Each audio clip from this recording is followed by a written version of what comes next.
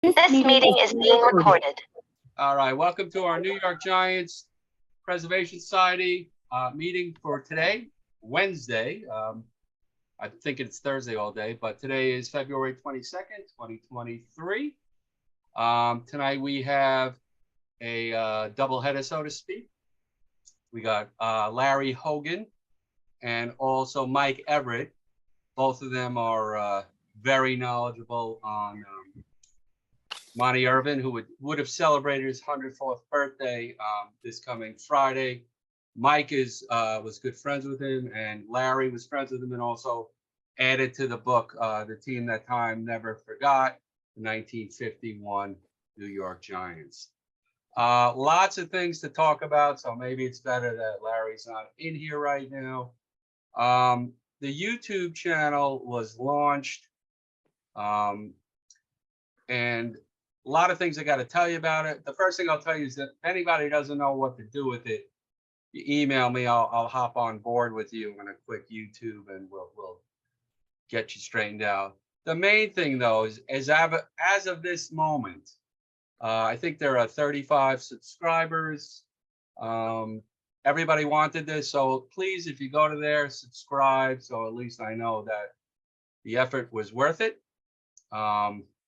To me, it was worth it anyway. It's a great place to just have everything. But if anybody really wants to view that stuff, it's there. I had to do a lot to manipulate them, so to speak. After every meeting, we have our extra inning show, so to speak. So I cut all of that out in case anything was inappropriately said, which really there wasn't, but it just makes more sense not to have it there. The logo that we're using was resized, so it fits in good. All the dates are there, so that's good. I added 3 more videos in the last few days. One was about the inception of the group with our live meetings at Bergino's and Affinities.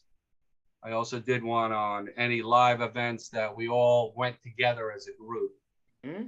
And today I just did one regarding all of the books that the authors have spoken about, books and DVDs. So that'll probably be about it as far as we go with that. All the other videos that are added will be either from a Zoom meeting like today. Every week there'll be a new meeting added whenever we have a meeting. And if we're involved in any kind of group activity. Mike, did you want to say something? Or well, I'm in. We got Larry. Oh, good. Guys. Perfect. All right, let me continue with this. And then I'll call you both in. Right now, there are 104 videos in there. 90 of them are our Zoom meetings. I took 5 other ones that were really similar with our guest speakers, and they are in there as well. There's a button that says community. You're allowed 5 pictures. I put in 5 appropriate pictures that say who we are and what we're about. Also, there's another tab called the playlist. If you click on that, I broke down all of the videos into years.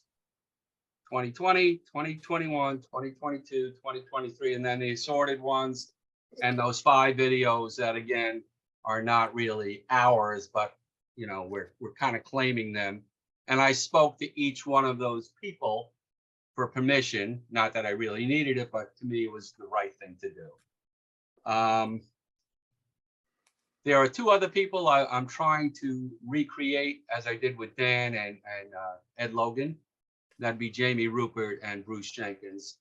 So when push comes to shove, every meeting we've had will be on this channel, except for the 2 Gab Fests that I led that we purposely never recorded. And there was another one with a trivia gentleman who decided that he did not want it taped. So that's that. I contacted Jacob Pomranke today from Sabre. Every Friday they do a newsletter, and I asked them to include that we now have a channel up. And he seemed very good with that. So hopefully, if you're a Sabre member, you'll see that on Friday. Can I refer the channel to my local Sabre people You and could have read, them? the channel is a public channel. Okay, all right. So, speaking of a public channel, we will also, when the time comes, discuss about posting it on Facebook and our website. I will still continue not to post the live things. I guess want feedback on, should we just post that we have a channel? That's all. Never gonna post that Dan Taylor is speaking next Thursday or whatever on Facebook, because people sometimes are not so nice, and I don't want that happening to anything. I wrote a letter to the New York Housing Authority, and I got about the signage at the Polo Grounds that Willie Mays once played center field here. Keep the area nice, and this is the picture I'm referring to. And I said, you know, you guys did a wonderful job there, but history has to be saved, and that sign needs to be replaced or refurbished. And surprisingly, they wrote me back saying that they're all for that. I don't know if anything's going to happen, but they are very historical people there, and they want this to maybe happen. So we shall see. The walking tour, please RSVP as soon as you can if you have any intention of going. There's about 15 people going as of right now. Also, I'm gonna start getting out information about a Mets Giant game to see if anybody in the group would like to go, you know, in a large group. And finally, I think that's about it. Karen Marco next week. We'll be back to Thursday. She'll be talking about her book, Eddie Grant and the Great War. Eddie Grant, of course, had that plaque made for him at the Polo Grounds. He died in service, World War I. Nobody ever found that plaque. So the book is more about. There is a plaque now up at Oracle for Eddie Grant as well. The plaque is not the main story in her writing, of course. It's about Eddie Grant and his life. Tonight, we have two guests, both talking about Monte Irvin. Larry Hogan, who is an author of a great deal of books on African Americans in baseball, Negro Leagues, wrote a book about the clubhouse managers, which was a fantastic book that he spoke about. And Mike Everett, who is a longtime friend of Monte Irvin, and they're going to share their thoughts about Monte. As again, Monte Irvin would have celebrated his 104th birthday on Friday. And gentlemen, welcome aboard. And let's have a great meeting together. Sorry it took so much time. There was just a lot of information. But New York Giants Preservation Society, proud to announce Mike Everett and Dr. Larry Hogan. Gentlemen, you are up. Welcome to the Giants Preservation Society. Give it up, guys. Thank you. Larry, are you unmuted?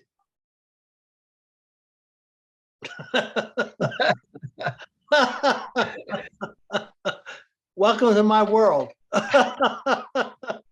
ahead, Mike. You could tell us who you are. And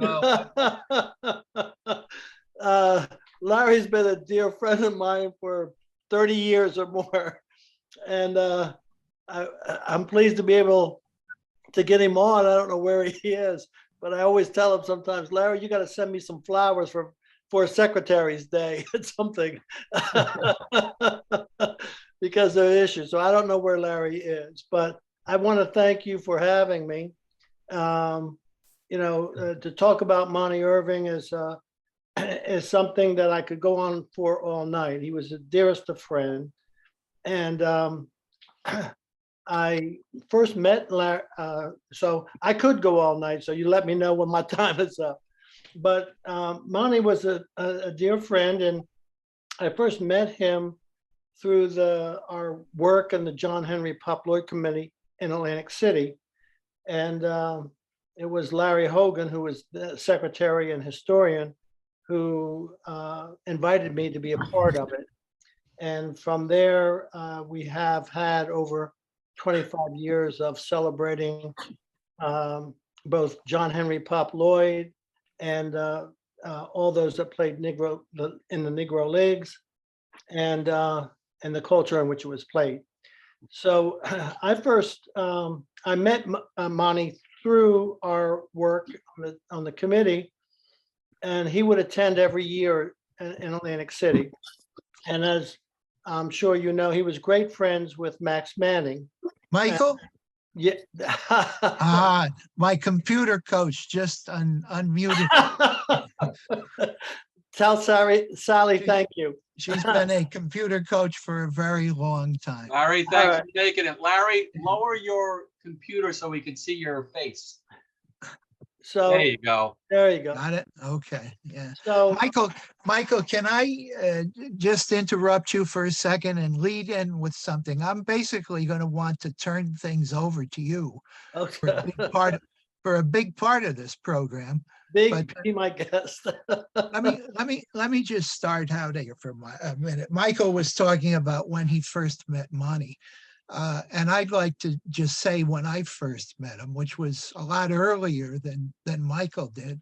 True. And both of us came to know him very, very well. It was the fall of 1984 when I met Monty. I had brought him to my college, Union College in Cranford, New Jersey, as a speaker. Gave Monty the munificent sum of $100, an honorarium, to come out and speak to us. And he was very good about it. And right from the beginning, I knew I had somebody special. I had Don Newcomb that night too, the two of them, and they went back and forth in a fun sort of way, talking about how they faced each other and whatnot. 30 years, I guess, I hung out with Monty. Michael too, for a very long time, as he said. Stories. I'd like to start out with stories. A story that Monty liked a lot, and I liked a lot too. I did a program with him at the Philadelphia Free Library at one point, and I was kind of the questionnaire that night. And I knew that one story I was definitely going to question him about. And he smiled, as he always did, on this story and so many others. It goes like this, that he and Hank Thompson were in Japan with the Giants. I think it was 1953, wasn't it, when they did their tour of Japan? And he and Hank came out of the hotel that they were in, and there was Ben Webster. Now, maybe some of you know who he was. Any music aficionado does. He was a great saxophone player. He had played with Duke Ellington and with Count Basie, and they knew each other, the three of them. Monty in particular knew Ben. So they decided that they would go together. They were going to the same place too. Kind of everything came together here. They were going to the same place. So the three of them said, we'll go together in a taxi. Ben was a very big man. He sat in the front. Monty and Hank sat in the back. And the cabbie took off like a bat out of hell. And Webster in the front said, "Cabbie, slow down." Monty and Hank Thompson in the back laughed, and they said, "Ben, he doesn't speak English." So Ben tried it in Spanish, and Monty and Hank Thompson laughed again and said, well, he doesn't speak Spanish either. So Ben turned to the taxi cab driver. Monty's telling this story, of course. Ben turned to the cabbie driver and he said, MF. Well, he said something a little stronger than that. But when Monty told the story, and this is Monty so much, he wouldn't say motherfucker. He would say MF. And darned if the taxi driver didn't slow down. And Ben and Hank in the back of the seat laughed and said, international language, international language. So Monty was like that in so many ways. Very warm guy, very uh, giving sort of guy, a guy who was just a wonderful, wonderful guy. We got very close to him.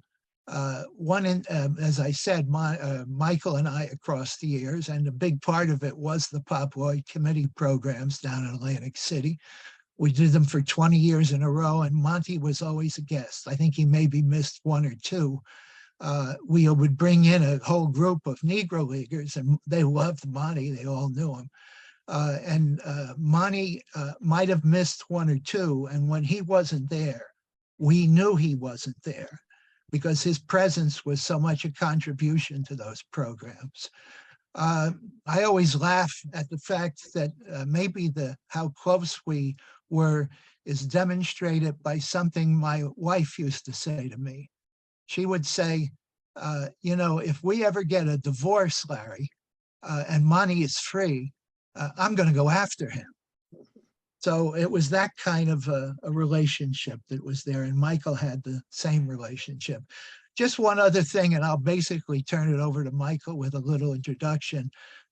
In Philadelphia, at the Philadelphia Free Library, which I referenced earlier, where Monte and I was the questionnaire, after the program, Monte went down and signed autographs. He was always willing to do that. And he sat at a table and a big line formed right away. And he signed and had some questions back and forth between the folks who were asking for the photographs and himself. It ended. And I went up to Monte and I said, Monte, what was the oddest thing you ever signed, you ever autographed? And he kind of laughed for a minute and he said, it was a woman's bra. And I still rue the day that I didn't ask him for the details on it. But Monte was just so wonderful. Michael knew Monte better than I did because of the relationship that built up out of that Pop Lloyd programming. Monte stayed with Michael in his house numerous times when he came in for the program. And Michael did something that was absolutely extraordinary. He arranged for a trip to Cuba for the two of them. This is when it wasn't easy to get into Cuba, and Michael went through all of that rigmarole to do it. It was very, very, very special for Monte because it meant a reunion with some of the players as old as he was, who he had played with 45 or 50 years ago. And it was just so special to have that reunion. And Michael had some wonderful stories to tell about what happened on that reunion. Now he'll go maybe in some other directions as well, but I want to prod him a little bit to get into the Cuba trip. So I'm going to turn it over to Michael at this point. Thank you, Larry. There are just so many stories over the years that are connected to Monte. I think of Monte, I think of someone who is thoughtful and gracious. He was an elegant man. He was competitive for sure. I knew him as a bridge builder. But I think the things that connected us almost on a monthly basis, he would call or I would call him and we would chat it up, he had a wonderful, wonderful sense of humor, and he connected to people. People was almost like his classroom, and if he met somebody, he frequently would ask them to spell their name for whatever. I never had seen that. But if you would spell, he said, your name is this, can you spell that? And he then was able to grasp it. He knew that. He knew the person. He could refer to it. So he was really a very much a people person.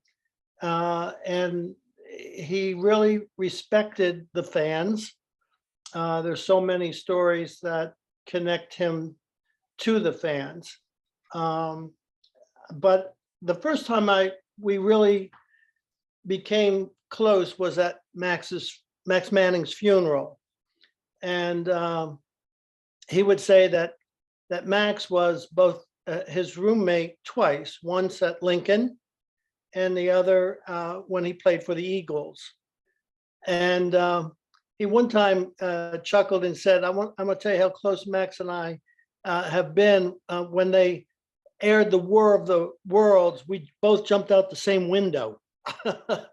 So he really felt akin to Max, and he stayed with us at his funeral. And from that point forward, we became very, very close. And I think in terms of the respect that Monte had for those that played both in the Negro Leagues and his time with the Giants, was at one time we were at in Cooperstown at the Hall of Fame. We were staying there for induction weekend, and Orlando Cepeda and Juan Marichal came up when he was seated and greeted him. And Orlando Cepeda announced that to the room, which was full of Hall of Famers, that this is like my father. He said there are Hall of Famers, and then there's Monte Irvin. And I think that spoke volumes of the kind of respect that Monte Irvin had for not only the fans, but for those who played the game and were in fact inducted in the Hall of Fame. But we had not only in Cuba, we had what's that? A great time together.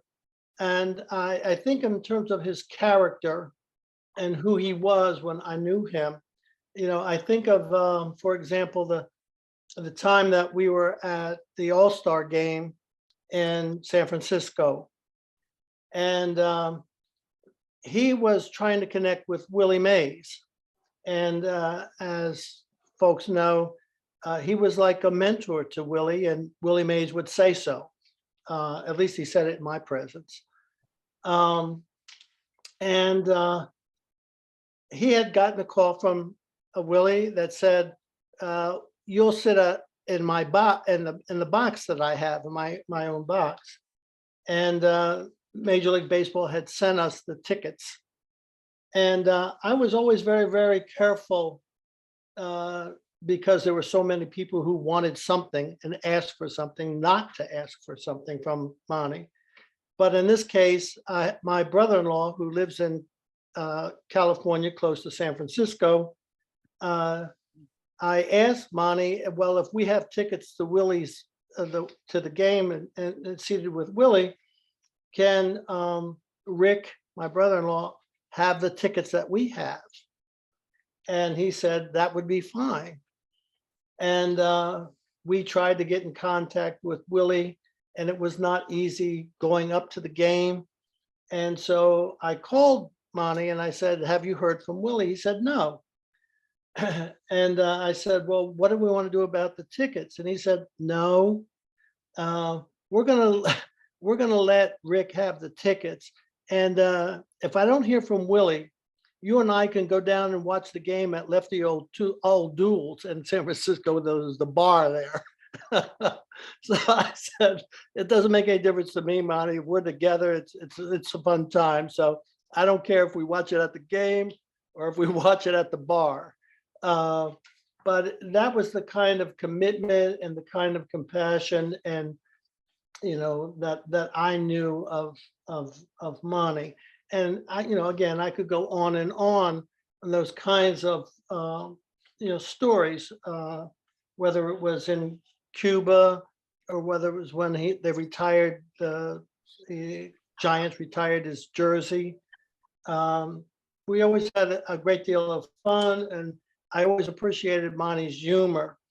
We talk about the time that we went to Cuba, and that came about from actually Max Manning, and it was after his wife Dorothy had passed away, and we asked Max, is there something that's left to be done that you really wanted to do? And he said, I'd love to go back to Cuba. We didn't know how that was going to take place, but he did say, and I appreciated his faith in me, that he said, I don't know how you get there, but ask Michael, he can get it done. But unfortunately, Max passed away shortly after Dorothy had passed. And so I really felt that that was kind of honoring what he wanted to do, one of the things he wanted to do. So I worked to arrange it. And preceding that, there was some kind of thought that after 55 years that he would, we would meet Castro. And so I was on the phone with Monty and I asked him, I said, like, what's you know, in terms of Castro? He said, well, Castro would come to, you know, to the games, and he would he fancied himself as a pitcher. And I said, well, was he any good? And Monty's response was, well, he could throw the ball hard, but he had no control. And I said, well, when we get there, you tell him that he had no control. And Monty goes, oh no, babe, he'd be a 20-game winner today. So, which again, we always had a great times laughing about whatever. But we had a good time in Cuba, and he and I we spent about 2 weeks there, and sometimes we even kind of played hooky on the baseball game just to go out there and see what was going on in Havana. And but we had the best of time, even to the point where at one particular point they have these open markets where people are selling things and whatnot, and baseball is a big part of that. When we got there, they said, you know, when you come to Cuba, there are 3 kinds of Cubans: baseball fans, baseball fanatics, and baseball freaks.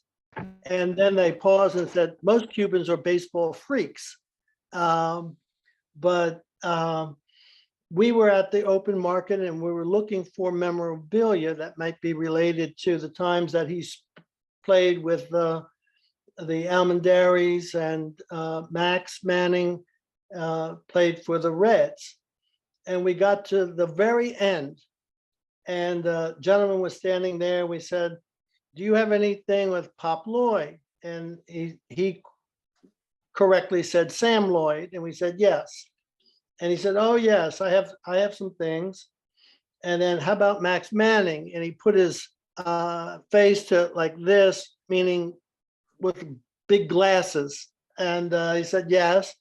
And we said, well, how about Monte Irvin? And he said, oh yes. We turned to him and he said, do you know this guy? And he says, no. I said, it is Monte Irvin, which he at that time gave him a big hug and told him, please come over to my house. I'm one of the biggest collectors in Cuba. And so we spent the afternoon doing just that. Well, it was pretty special. But we had a great time there. And I told Larry, which I'll share again, it says about how quick Monty was.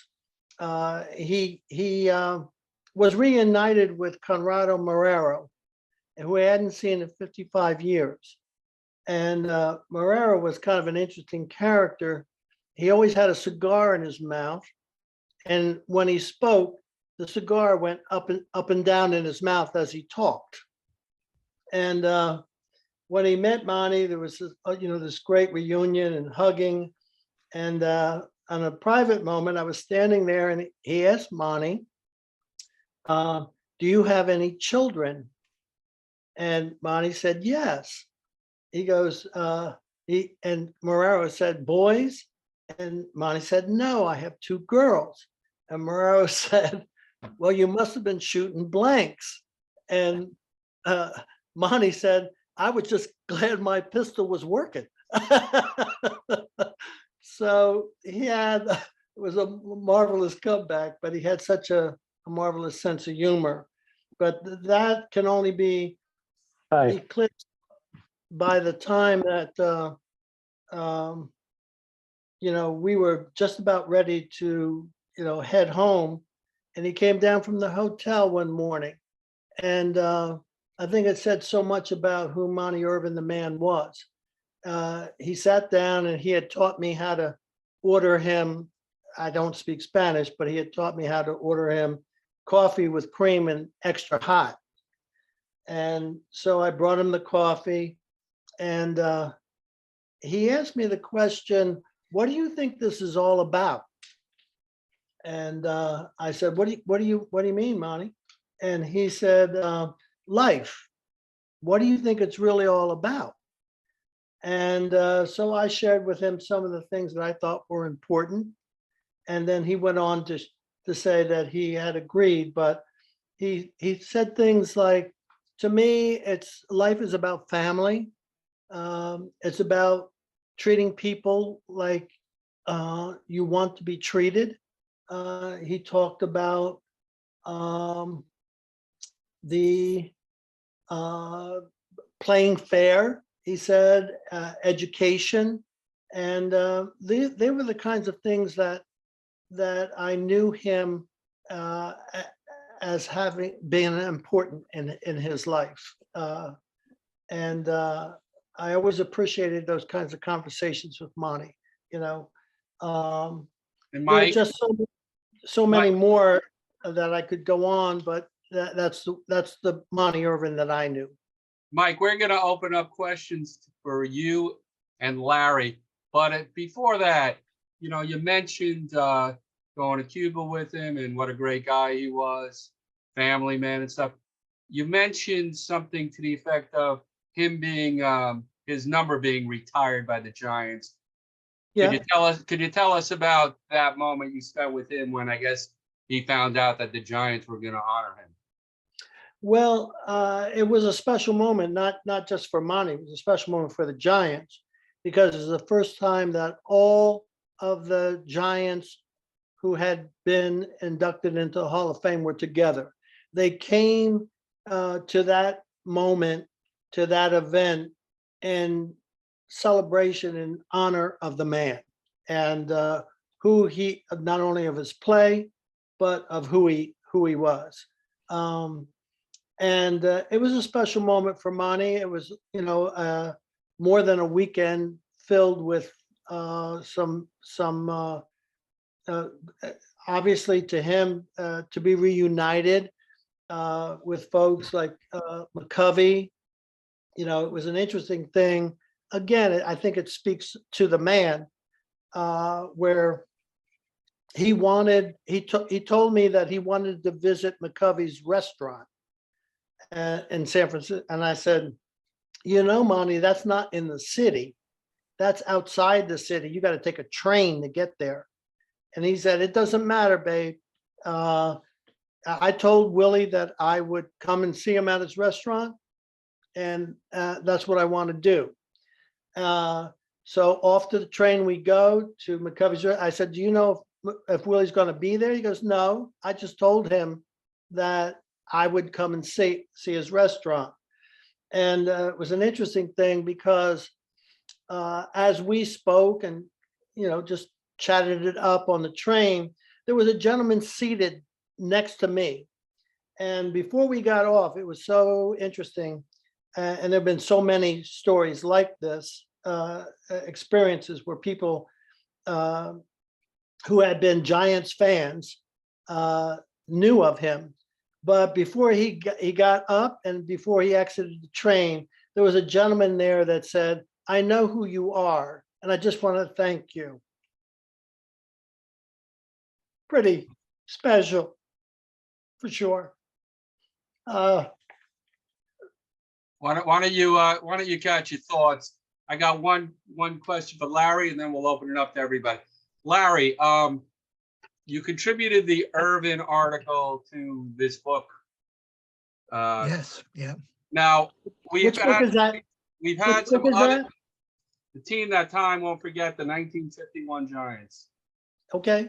So, Larry, some of the other people who wrote articles on other players in that book said that they could have picked a player or they were assigned a player. What was behind you and Monte Irvin?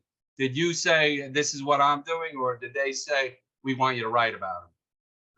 Well, I think it was, remembering back, and it is quite a while, they contacted me.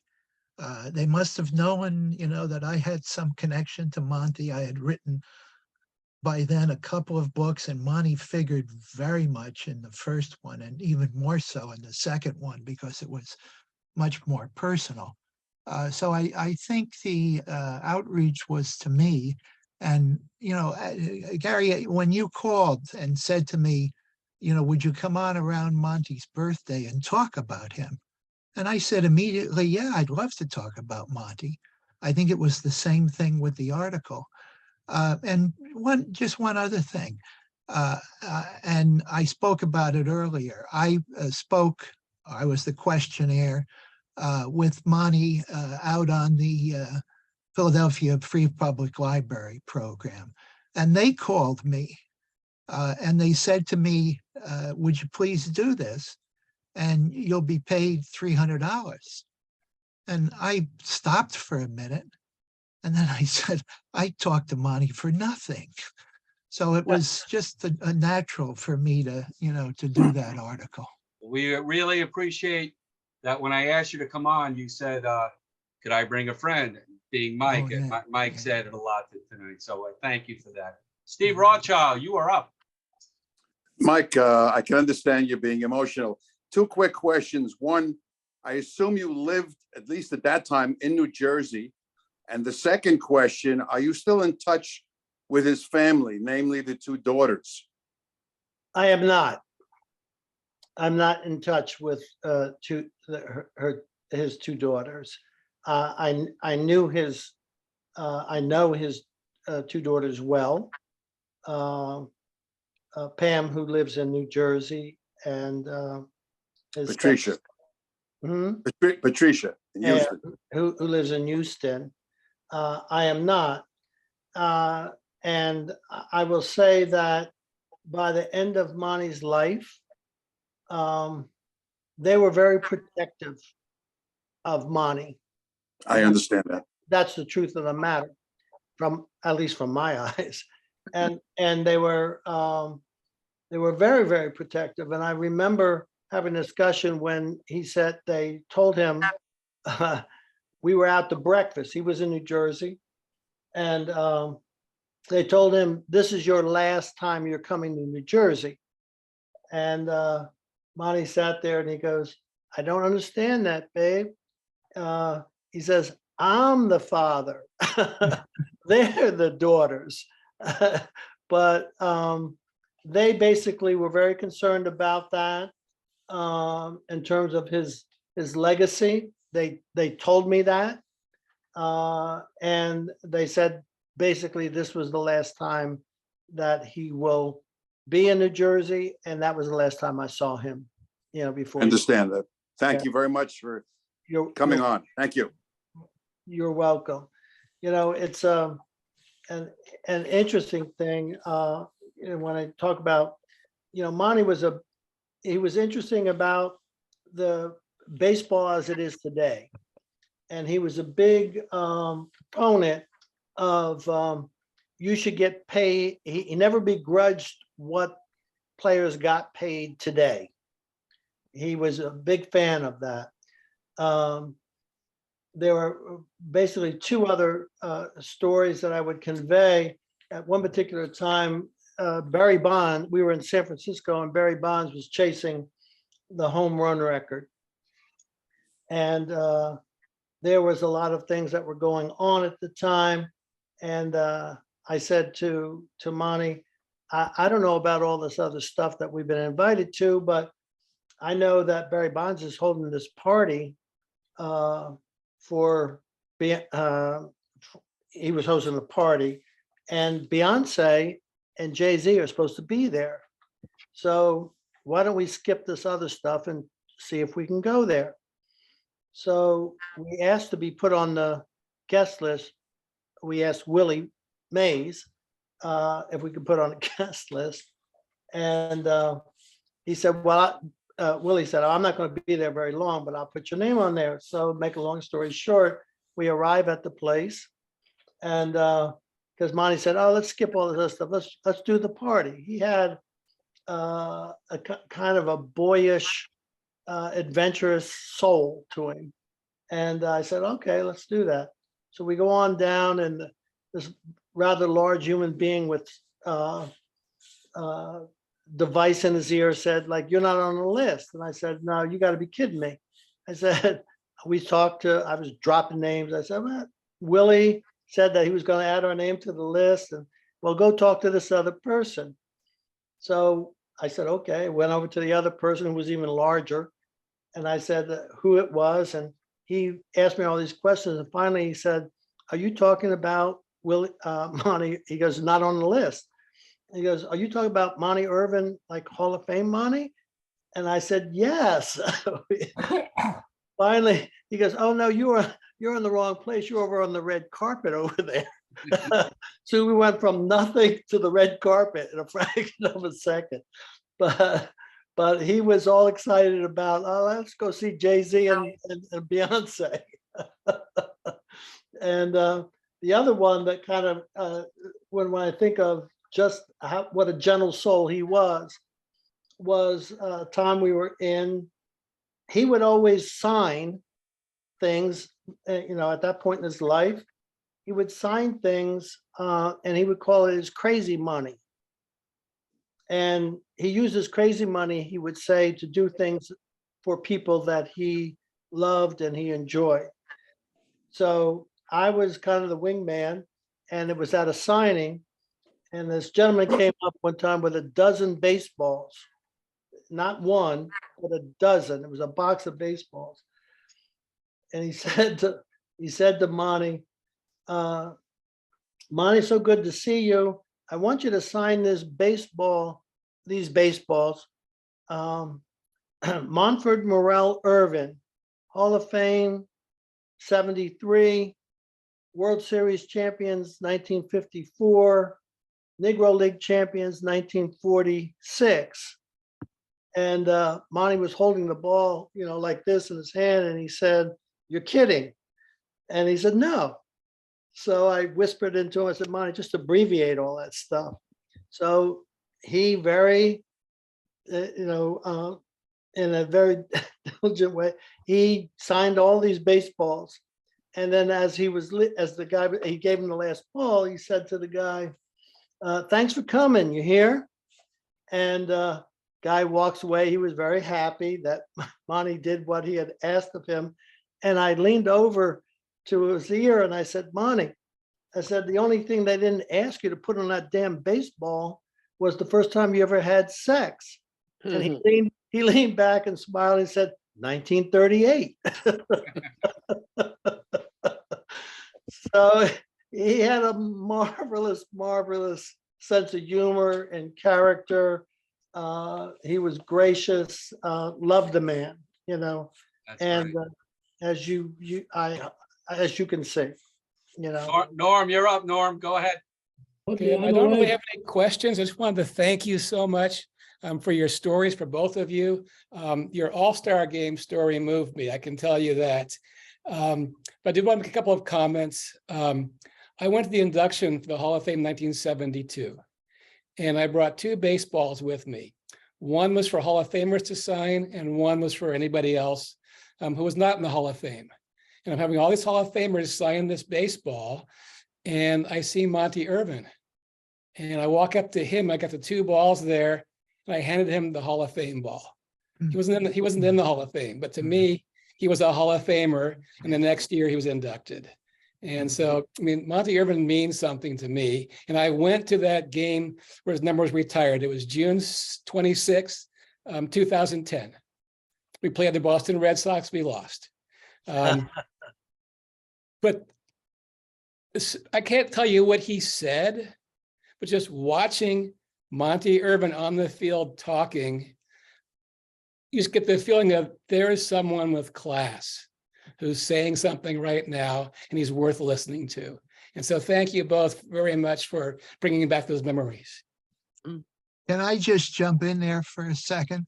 And it's only a short comment, but it's so precious and so much. Larry, I'm about it. just happy you made it. I mean, you can say whatever you want. Yeah, well, yeah.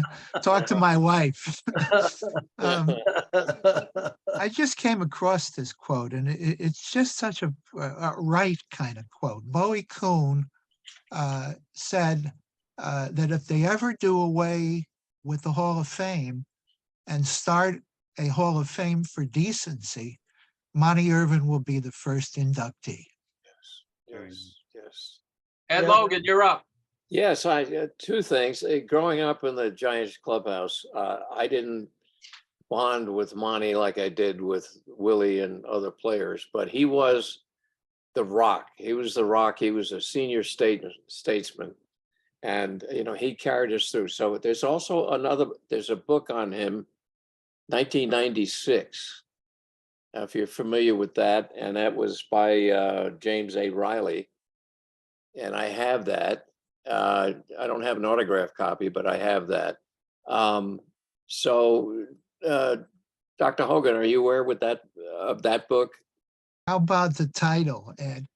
The title is Nice Guys Finish First. Yeah. Right, the autobiography of Monte Irvin. So I thought he was a class act. My dad certainly did, and like you say, he was a real rock. And you go back to when the Giants clubhouse had to be integrated, and of course, my dad played a role as that as a clubhouse manager and then placing them in their lockers and so forth. But Monty was he kind of remind me of the Dominican dandy. He was a gentleman. He and was a very smooth guy. Yeah. Thank you so much, Ed. Harvey Weinberg, you're up, and then Hindi. How's about me? Am I on the list? Frank, you're following Hindi. Great. Harvey, you're up. Gentlemen, this was a wonderful discussion, and I appreciate your emotions.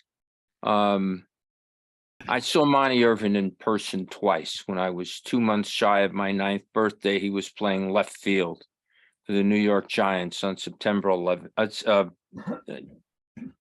July 10th, 1954. And the second time I saw him was at a meeting of a precursor of this wonderful group. And I'm pretty sure it was a Saturday. I know it was a Saturday. And I'm wondering if either of you were there. It was September 11th, 2004. And it was at a wonderful restaurant that just closed in New York, Forlini's. And I was there with my wife and two dear friends. And Monty just talked. And he was wonderful. Were either of you there at that? It was September 11th, 2004, a Saturday in Lower Manhattan, Forlini's restaurant. Forlini's. Yeah, Forlini's restaurant. Well, you make me wish I was there. Yeah, the food was And always great. I wouldn't have cared about And it's cared about closed the now. really good food if Monty were there. Orleans is closed. Yes, we know, Frank. Yeah, it just closed. Anyway, thank you very much. It brought back a lot of memories, including seeing Monty play. He was a terrific baseball player. Thank you, Harvey. Hindi, you're up. Thank you for your wonderful your wonderful memories of Monty. And I did see him play. I'm older than most people here. I saw him play in 1951, etc. But here's my question. I showed this picture before. Mike, is this you at the Hall of Fame? He spent a lot of time with me, and I think that's you. I I can't, well, let's see. I can't see that too well. I don't know that. This was at the Hall of Fame. Yeah. About Uh, 20 years ago. That very well could be, yes. It is you. Indy, Indy, Yeah. when you get a chance, send me the picture and I'll forward it to Mike and you guys Okay. can have a conversation. How about that, Mike? Thank you so much. It looks like that very well could be the time. We spent a couple of times there, but I definitely would confirm one way or another. There's no question who was going into the Hall of Fame between the two of them. And before I turn it over to Frank for a quick question, I was fortunate enough to be invited to the ceremony honoring his life after he passed away, and also the Monte Irvin Park where they dedicated the statue. Were Right. you gentlemen there? I was there when they dedicated the park, but not when he passed away. That statue they made of him looks like it belongs at Oracle Park. It's a beautiful statue. It is a beautiful statue. It really is. They don't have one at Oracle Park? No. I was there. Monty, One of the things that comes to mind is Monty having the field in East Orange named after him. And it was a wonderful moment. I was there that day. But the bigger point is how close he was to the Negro League veterans, how much he respected them.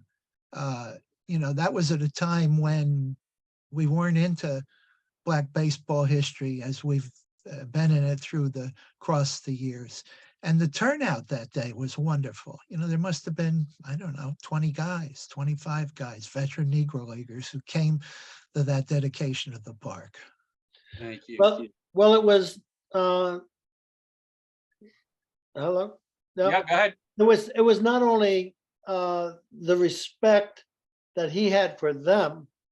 I think that he would co-sign Larry in your documentary where it was Leon Day that said there was no question that we could have played in their league. The better question was, could they have played in ours?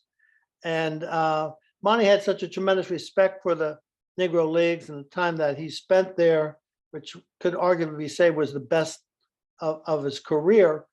But it was the respect they had for him. He really was, as it's been said here this evening, they really considered him a class act, and they had such an enormous respect for his contribution to the game. It's an interesting thing because I don't know how many people would know, but I always think that it was so ironic that Monty originally fashioned himself to be after Lester Young, and I always thought it was quite interesting in terms of history that when he went down, he borrowed $5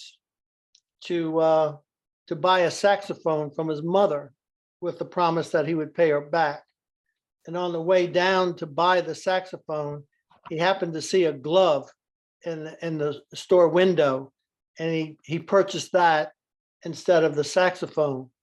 And as we say, the rest is history. So it's kind of ironic. Frank, you're up, Frank. Go ahead. Recapitulate something I forgot. I know Monty went into politics, ran for office in New Jersey. Did he what? Go into politics, ran for elective office in New Jersey. Not that I know of. I think he did 1 year. Did he? I think so. But I don't know much about it, but that sticks in my head and he didn't have a political career. And, in the worst sort of ways that can be there in politics, he wasn't even close to being that. He was, but it wasn't his, the direction that he went in. What did he really do under Bowie Kuhn when he was elected, to work with Kuhn, Well, he showed up for Henry Aaron's 716th right? home run, and Bowie wasn't there, and Bowie got a lot of grief for that. But if there was ever a man who it was appropriate to be there, it was in baseball, it was Monte. And like I said earlier about Bowie Kuhn just loved the man, a decency baseball Hall of Fame. Yeah, I think that when you look at his career off the field, working in the, in that capacity in the commissioner's office was really a benchmark in so many ways. He was truly a bridge builder. He understood the game, and I remember him talking about, Larry, as you were saying, the time that he had to represent Major League Baseball when Aaron broke the record, and that was difficult. He expressed that. He said that was difficult for me because, as much respect as he had for Bowie Kuhn, he was not there. And he had to explain that to Aaron of why the baseball commissioner was not there. But he had a wonderful career there and really set the standard of what that was in terms of support of baseball. He always did that. Even at the time, as I shared with you when he went to the Barry Bonds thing, he was very much aware of the controversy with Bonds and so forth. But when we got on the red carpet and the lights came on, he was so respectful of the game. He said, well, I came here to wish Barry well, and it's good for Barry and it's good for baseball. So he was very much aware of that and was a great contributor along that line. I do remember the time that I had to be seated, and Bowie Kuhn was seated close to where I was sitting. And when they came on with a movie that showed Monte's play, he just spoke out to no one, but just said what a magnificent athlete he was. That was his first reaction in seeing the film that was showing Monte's play. So there was a great deal of respect there of both Monte and Bowie Kuhn. Thank you. Marjorie Schwartz, do you want to unmute and ask your question? Marjorie, go ahead. Can you hear me? Absolutely. Yes. Sure. Thank you all. I'm just a brand new member of this club. Thanks to Russ. There's a few of us who are tour guides at Oracle Park. We mention a lot of things. One is Monte Irvin, and I'm learning a lot about a lot of things just being in this society. I'm rambling on. I can't say that I have all the knowledge and history that all of you have. I originally was from Brooklyn, New York, so I have to say that my father and I went to Ebbets Field and saw the Dodgers in Brooklyn, New York. And when they left, it was pretty devastating. So I'm not a Dodger fan, to say the least, especially in San Francisco. However, what was Monte Irvin's relationship with Jackie Robinson? I mean, we're talking about, the Negro League and the color barrier, and we mentioned the color barrier with our tours when we mentioned the Monte Irvin, but just fleeting, really. But I'm just curious, anyone get any comment about that? Thank you very much. Well, maybe this is a piece of the story. No, I know it is a piece of the story. I met a great number of Negro Leaguers, Michael too, across the years. I interviewed, probably 10 or 12 for the documentary we did. And the title of the documentary fits here. Before you can say Jackie Robinson, Black Baseball in America in the Era of the Color Line. Well, before you could say Jackie Robinson, those Negro Leaguers really thought that he was going to be the first one up. the record was there that was outstanding, and they knew Monte was, a very credible person, and to a man, they practically, I remember Gene Benson one day talking about that.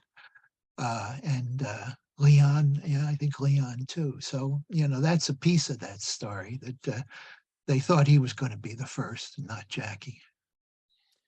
Well, I would ditto that in all of my, what to a person, if we spoke to Negro Leaguers who came to Atlantic City on a yearly basis, and I'm pleased to say that during that over a 20-year period, we probably had, until they passed away, we probably had the largest gathering of Negro Leaguers annually in the country. And they would always say about Jackie that Jackie wasn't the best player, but Jackie was the man for the job. To a person, I never heard anyone say anything other than that. And when you look at, when he came into the Monarchs and so forth, he really wasn't the best, at that position. However, I will add that much later, I happened to be with Monte when they were celebrating some important date in the life of Jackie. And there was a lot of talk about what Larry just said, that the owners thought that Monte would be the first until the war took him. And when he came back, he obviously wasn't the same player he was when he prior to the war, where he was stationed in England. And as he was getting calls about, tell us about that and explaining it. He got off the phone one time and he said, I hope Rachel's not mad at me when she hears that. And then there was this pause and he goes, actually, Jackie died at the age of 52 or 53. He said, I'm in my 80s. I think I got the better part of the deal. Yeah. He was very respectful too of Rachel. Very. Yeah, in my company, I remember him saying that she was just tremendously important, that Jackie made, and we know that. But Monte knew that too, and spoke very, very well of her. Yes, very much so. Thank you, Marjorie. Anybody else have a question before we wrap it up? Gentlemen, I have one thing to ask you. It was brought up in the Maze documentary. The producers, who did a magnificent job, said they wanted it to be really it could have been a 4-hour movie or whatever. Oh, yeah. And somebody mentioned that Monte Irvin really wasn't mentioned as the father figure to Willie Mays, and the producers both said, there was just a limit to what they could have put in that, which is totally respectable. But how did you feel about that? Did you watch it? Did you notice right away that, hey, why isn't he in it, or any comments about that? Well, the fact that he wasn't, I didn't watch it, but the fact that he wasn't obviously was a big piece of Willie's life and of Monte's life that wasn't there. And it just strikes me as just wrong that was the case. I had Willie, like Larry told me, Willie could be tough at times in terms of, and he was kind of like, I don't know, Jekyll and Hyde maybe in terms of approaching him. I went into the clubhouse in Scottsdale to interview Willie. And I had a really good introduction from Mike Murphy, the clubhouse manager, who was very close to Willie. 775582. And Willie didn't like me that day, I guess. And, I didn't get a good interview at all. I didn't get any interview at all. So I called Monte when I got out onto the stadium deck and explained what had happened. And Monte, with the Monte laugh, would say, well, Larry, if you mentioned my name and said you were my friend, sometimes that would work.